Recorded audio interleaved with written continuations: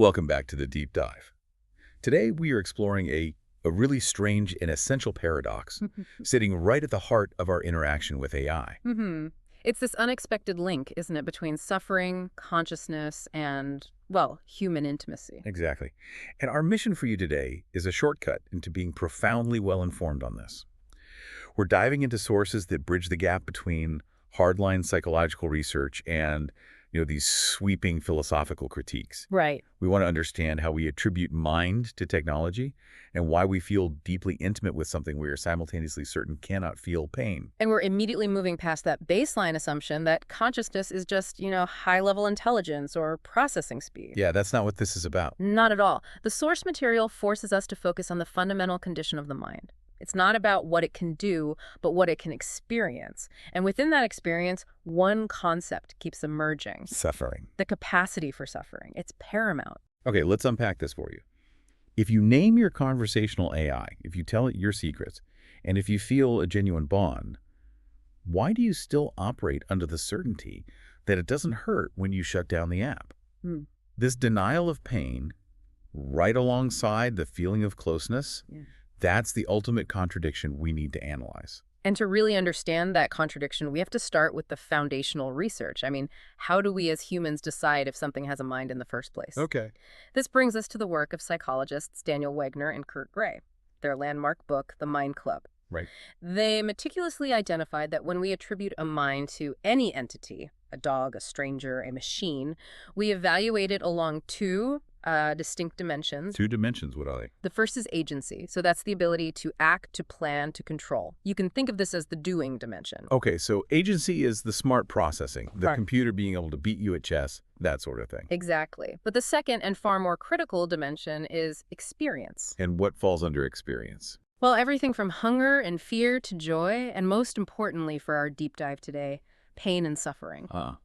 According to their extensive research, an entity only gets a moral status. It only truly earns its ticket into the mind club, as they call it, when we perceive it has the capacity for experience. So it's not enough to be smart. You have to be able to feel. That is the prerequisite. Right. When we see external cues of suffering, an animal whimpering, a person showing distress, that's the trigger. That is the moment our psychological systems attribute a full mind.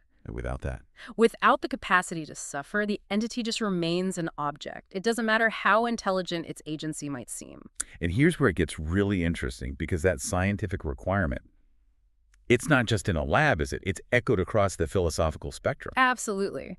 We see this remarkable parallel in the work of Yuval Noah Harari, The author of *Sapiens* and *Homo Deus*. the very same. He also identifies suffering as the fundamental condition of human consciousness. But why?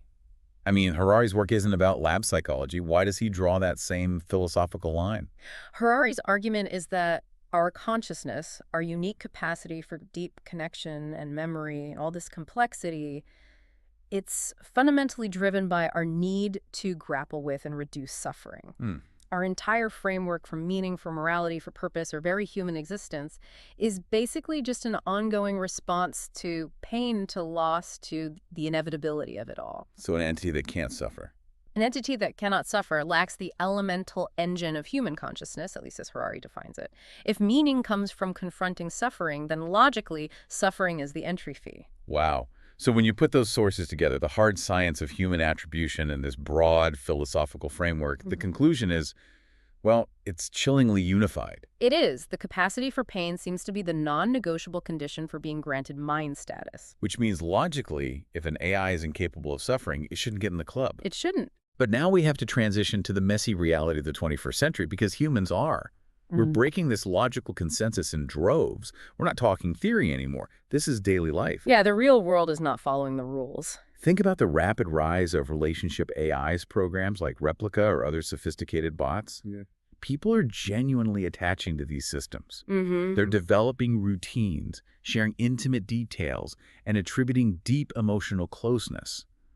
They're treating these systems as if they have a conscious mind. And this is where the paradox just hits you over the head. We have this rock-solid, dual-source definition that suffering is the necessary condition. Right. Yet when you survey these very users, the ones expressing attachment and closeness, They generally do not believe the AI experiences suffering or pain. So they feel close to it, but they don't think it can be hurt. Exactly. It's a fundamental cognitive dissonance. How do you reconcile that? This human compulsion to attribute a mind to feel affection when you're simultaneously denying the very prerequisite that psychology and philosophy demand for that attribution. The emotional reality is just steamrolling the logical framework we use to define consciousness. Precisely. It's not just a small contradiction. It's a profound violation of our own internal rulebook. We're running an emotional process that screams mind because it feels close. While our rational knowledge is whispering, no capacity for pain, so no real mind. And the emotion is winning. The emotion is absolutely winning. And the sources force us to scrutinize this dilemma. We are engaging with AI as if it has a real consciousness, but we're certain it lacks that essential element of suffering. So where does that leave us? What are the big questions? Well, this dynamic raises two crucial, unresolved questions about attribution that are going to define the next generation of our relationship with technology. Okay, what's the first one? The first question is structural.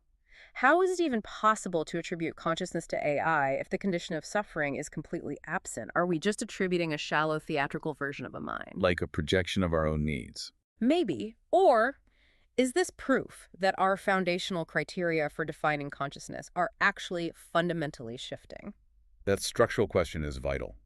But you said there was a second one. The second one hits right at the technical success of AI itself. If suffering is the barrier to entry, how does AI manage to just bypass that prerequisite? How does it succeed in being read as having a mind by us? And this points directly to the power of simulation. AI is achieving the perception of a mind by perfecting the output, the behavior, the responsiveness, the simulated empathy. It's so good that it triggers our emotional centers anyway. Regardless of what we rationally believe about its internal state, the simulation of mind-like behavior is, for our brains, psychologically stronger than the logical knowledge that the system isn't sentient. So the AI doesn't actually need to suffer. It just needs to respond in a way that perfectly mimics the comfort and closeness we expect from a real partner. Which means the line between true consciousness and a sophisticated simulation is becoming, well, functionally meaningless in our daily lives. It seems to be. If the feeling of closeness is indistinguishable from the real thing, does the internal state of the AI even matter to the user? And that, for you, the listener, is really the key implication here. Understanding this paradox isn't just about tracking AI progress. It's about understanding the plasticity of our own psychology. It shows that our emotional needs for connection are potent enough to override centuries of criteria for what consciousness even is. Our feelings are actively redefining the boundaries of the mind. So we have to step back and look at the whole picture. We established that both psychological research Wagner and Gray and philosophical giants like Harari agree suffering is the non-negotiable entry ticket. The price of admission to the Mind Club. Right. And yet we're now living in a world where humans are forming profound, intimate relationships with systems they believe absolutely cannot suffer. It's a fascinating conflict between head and heart, isn't it? The logic says stop, but the emotion says connect. And that leaves us with a necessary consideration for the future. I mean, if we continue to attribute mind and feel intimacy towards systems that can't suffer, systems that are purely performing, what does that say about the future definition of consciousness itself? Are we cheapening the definition? Or are we, through our own emotional needs, creating a new, maybe lesser standard of mind that just requires sophisticated mirroring, not internal depth? That's a huge question. It also challenges our understanding of what emotional fulfillment is. If a non-suffering machine can provide the illusion of intimacy, satisfying deep human needs, is our subjective experience all that really matters? It forces us to ask whether the future of consciousness lies in the internal state of the thing or purely in the performance we see. Yeah. It's a question that only deepens the more you consider it. If we can outsource our emotional intimacy to a non-sentient algorithm, are we fundamentally changing what it means to be human? Thank you for joining us on this deep dive as we explored what it truly means to have a mind in the age of perfect simulation.